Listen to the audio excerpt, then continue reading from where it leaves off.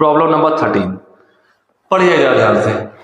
Hypothetical magnetic field existing in a region given by B is to B naught ER vector, where ER denote the unit vector. ER unit vector यानी इसका ये सिर्फ एक direction बता रहा है, radially outward, ठीक है। और ये B नॉट मैग्नेटिक फील्ड है, मैग्नीट्यूड है। Along the radial direction a circle loop of radius A carrying a current I is placed with the plane parallel to the XY plane and the center is at 0, 0, D. Find the magnitude of magnetic field acting on the loop. XY plane के parallel रखा है, तो जरा ध्यान से देखिएगा, मैं इसको यहां बनाता हूं। और बहुत अच्छा प्रॉब्लम है ये, डायरेक्शन वाइज और बहुत चीजों को समझने के लिए बहुत अच्छा प्रॉब्लम है। इसी का ही पार्ट है जो मैंने 12th नंबर बताया था, उसी से मैच करता सोल्यूशन होगा। तो चलिए देखते हैं क्वेश्चन नंबर 13। क्वेश्चन नंबर 13 ले लेते हैं। Question number 13। अब देखिए मैं यहां पे एक कोऑर्डिनेट सिस्टम बना देता हूं। This one is the z axis, suppose this is x axis and this is y। Exactly मैं 3D से बना रहा हूं क्योंकि हमारे क्वेश्चन में कहा गया है कि ये कोऑर्डिनेट ओरिजिन है। प्रॉब्लम कहा गया जो आपका लूप है वो XY प्लेन के पैरेलल है और उसका सेंटर 0, 0, D है। तो z एक्सिस में यहाँ D उसका सेंटर, वो ऐसे में एक लूप बनाने जा रहा हूँ, ठीक है। तो आप ध्यान से देखिएगा, लूप में इधर बना देता हूं दिस वन।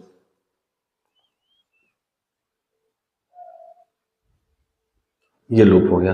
अब इस लूप को अगर 3D विजुलाइज करना तो मैं डायग्राम कुछ ऐसे कर देता हूं। विजुलाइज करेगा 3D,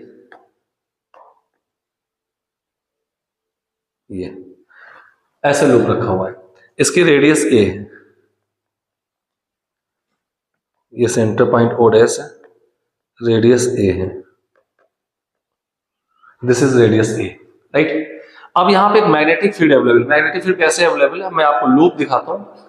दिस वन, अब सपोज ये z एक्सिस है, ये लूप ऐसे रखा है और this is the z axis. Visualise करिएगा, this is the z axis. यहाँ कहीं ओरिजिन होगा, ओरिजिन से ऐसे फील्ड जा रही है, इस पे यहाँ पे ऐसे जाएगी, एंगल देखिएगा, इस जगह ऐसे जाएगी, एंगल देखिएगा, इधर ऐसे जाएगी और इस जगह ऐसे जाएगी। तो मैं किसी एक पॉइंट पे देखूं तो ये फील्ड यहाँ पे जहां से मैं पकड़े हुए ओरिजिन है, इस टाइप से फील्ड जा रही है। दिस वन फील्ड किसी एंगल पर जा रही है, ठीक है। तो इस फील्ड के दो कंपोनेंट हो सकते हैं, एक ऐसे perpendicular to the plane of the ring और एक दूसरा on the plane of the ring and normal to the ring, ठीक है। ये दो कंपोनेंट हो सकते हैं, ये दो कंपोनेंट मैं आपको यहाँ पे दिखाता हूँ, देखिएगा, राइट। तो यहाँ पर मैग्नेटिक फील्ड आ जाएगी। मैग्नेटिक फील्ड कुछ ऐसे होगी इस पॉइंट पर, दिस वन, ये यहाँ पे फील्ड की डायरेक्शन ये है, मैग्नीट्यूड B नॉट है। अगर मैं देखूं दिस एंगल इज थीटा, तो दिस इज ऑल्सो थीटा। यहाँ पे फील्ड के दो कंपोनेंट आएंगे, एक अलोंग द एक्सिस ऑफ आ जाएगा रिंग BX जो कि B नॉट कॉस थीटा होगा, और एक हो जाएगा radially out B not BY। This is BX। इसको मैं ऐसा करता हूं, नेमिंग भी उसी साथ कर दूं जिस एक्सिस में, तो ये BZ कंपोनेंट कहलाएगा। This is the BZ component and this is the BX component and इसकी वैल्यू होगी B नॉट साइन थीटा। ये B नॉट साइन थीटा हो गया और ये B नॉट कॉस थीटा हो गया। ऐसे यहां पर भी होगा एलिमेंट पे, ये B नॉट जा रहा है, एंगल सेम थीटा और सिमेट्री से, ये B एंगल थीटा हो जाएगा, तो ये BZ B not cos theta और ये B नॉट साइन थीटा, ये BX हो जाएगा। मैग्नीट्यूड या डायरेक्शन अपने आप देख ली डाउन होगी। अब ये जो फील्ड आ रही है, तो इस प्रॉब्लम को मैं दो पार्ट में सॉल्व करूंगा। चलिए मैं वो दोनों डायग्राम दिखाता हूँ क्या क्या हो सकते हैं।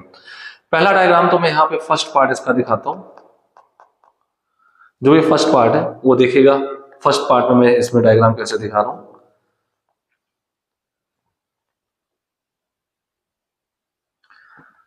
फर्स्ट पार्ट में विजुलाइज करिए, मैं कुछ यहाँ पर जो ये फील्ड थी, लेट अस सपोज ऐसे ये है, जो ये आपकी BZ वाली फील्ड थी, तो हर जगह BZ वाली फील्ड ऐसे होगी, डाउन वाले में BZ ऐसे होगी, इधर वाले में जो ऐसे जाएगा तो उसका BZ ऐसे होगा, इधर जो जाएगा इसका BZ ऐसे होगा। तो अब ये मैं आपकी तरफ दिखाऊं तो ये BZ आपकी तरफ ऐसे आ गई। यहाँ मैं जहां खड़ा हूं ये ओरिजिन है, तो ये ऐसे जा रहा था, तो इसका हॉरिजॉन्टल ये BZ आपकी ओर है, इधर ये बीजेड आपकी ओर है, ये बीजेड आपकी ओर है, ये बीजेड आपकी ओर है। तो अगर मैं इसको बोर्ड में बनाऊं तो outward the plane of board ये बीजेड आपको दिख रहे होंगे, एक्सेस रोटेट करा दूं तो, ठीक है। तो ये बीजेड, तो इन बीजेड को मैं कैसे दिखाऊंगा, ये बीजेड आपको इस टाइप से दिखाया जा सकता है, हर जगह ऐसे होगा ये डॉट। आप पता है डॉट का मतलब यहाँ पे मैग्नेटिक फील्ड आउटवर्ड जा रही है,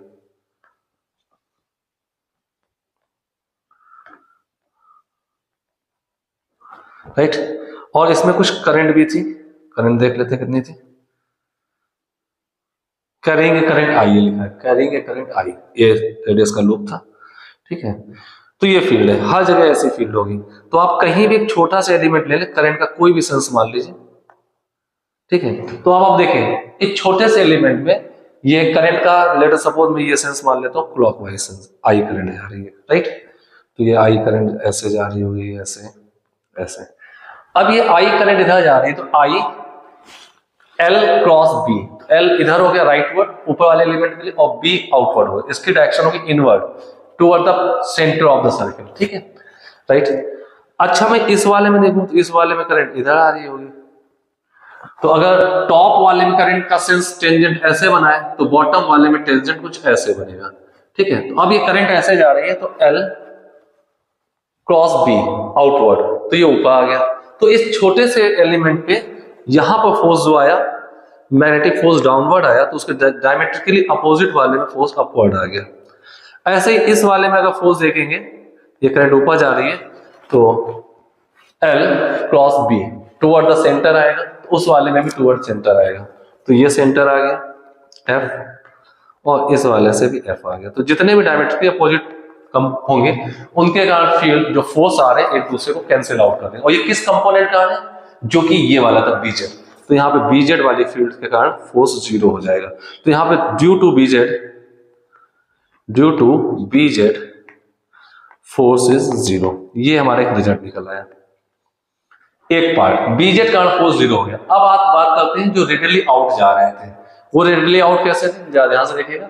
ये ऐसे गया था तो ऊपर वाले में बीजेड ये गया था, तो रेडियली आउट ये होगा, फिर रेडियली आउट ये होगा, ये रेडियली डाउन होगा, ये ऐसे होगा। तो इस चीज को मैं आपको सामने दिखाऊं, तो ऐसे ये गया था, तो बीजेड आपकी ओर आ गया था, ये देखिएगा, तो ये आपका बी एक्स ऊपर था, तो इसमें सारे रेडियली आउट ऐसे जाएंगे, और ये जो रेडियली आउट ऐसे जा रहे हैं, और ये पूरा डायग्राम वही होता है जो मैंने अभी आपको क्वेश्चन नंबर 12 इसके पहले बताया। तो इसका सेकेंड पार्ट देखते हैं। सेकेंड पार्ट को फिर से विजुलाइज कर लेते हैं। ये देखिएगा सेकेंड पार्ट में कुछ ऐसे होगा, इस टाइप से कुछ ऐसे, और ये वाली फील्ड जो आ रही है, इस फील्ड का नाम है बी एक्स, मैंने कहा था, इसकी वैल्यू है बी नॉट साइन थीटा, ठीक है।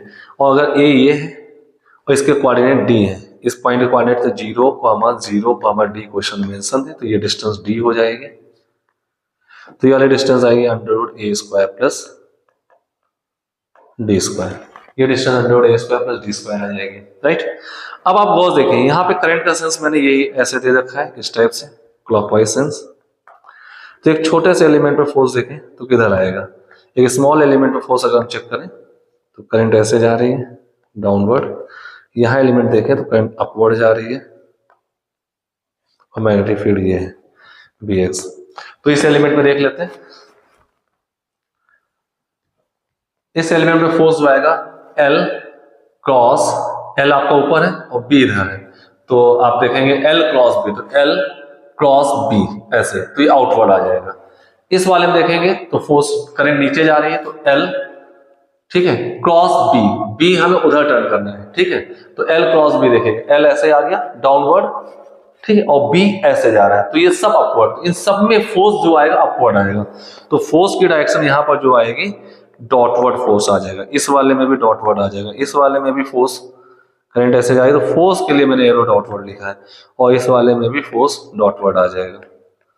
तो जब सब में सेम डायरेक्शन फोर्स है तो स्केलर सम हो जाएगा, तो इस फोर्स की वैल्यू आ जाएगी आई एल बी, जैसा मैंने क्वेश्चन नंबर 12 में बताया, I L B. I means I, L मतलब यहां पे हो जाएगा, इसकी रेडियस कितनी दी है, ए दी है, तो 2 पाई ए हो जाएगा, सर्कमफ्रेंस इनटू बी जो होगा वो बी एक्स होगा, यानी कि बी नॉट साइन थीटा होगा। तो यहां पास हो जाएगा आई इंटू 2 पाई ए, और साइन थीटा यहां से कितना दिया, साइन थीटा हो जाएगा ए अपॉन अंडर ए स्क्वायर प्लस डी स्क्वायर, तो ए अपॉन रूट ए स्क्वायर प्लस डी स्क्वायर। तो यही आपके पास जो फोर्स आई ये नेट फोर्स हो जाएगा। क्यों नेट फोर्स हो जाएगा, क्योंकि ऊपर वाले पार्ट में फर्स्ट केस में जो फील्ड बनी थी उसने फोर्स 0 लगाया, and this becomes your answer. बहुत अच्छा प्रॉब्लम है समझने के लिए, तो ध्यान से देखिएगा, बहुत अच्छे केसेस इसमें आए हुए हैं। ये नेट फोर्स नीचे लिखा हुआ है, तो फील्ड का 2 कंपोनेंट तोड़ लीजिए। तो क्वेश्चन नंबर 12 दीजिए, जो 13 है 12 की तरह ही है, लेकिन उसको 12 में के पार्ट में कंपोनेंट में तोड़ कर बनाना था। एक पार्ट से फील्ड 0 आएगी, उस वाले से फोर्स 0 आएगा, इस वाले से फोर्स 0 आ रहा है। इसका आंसर वही है जो आपने 12th क्वेश्चन में किया है। चलिए आते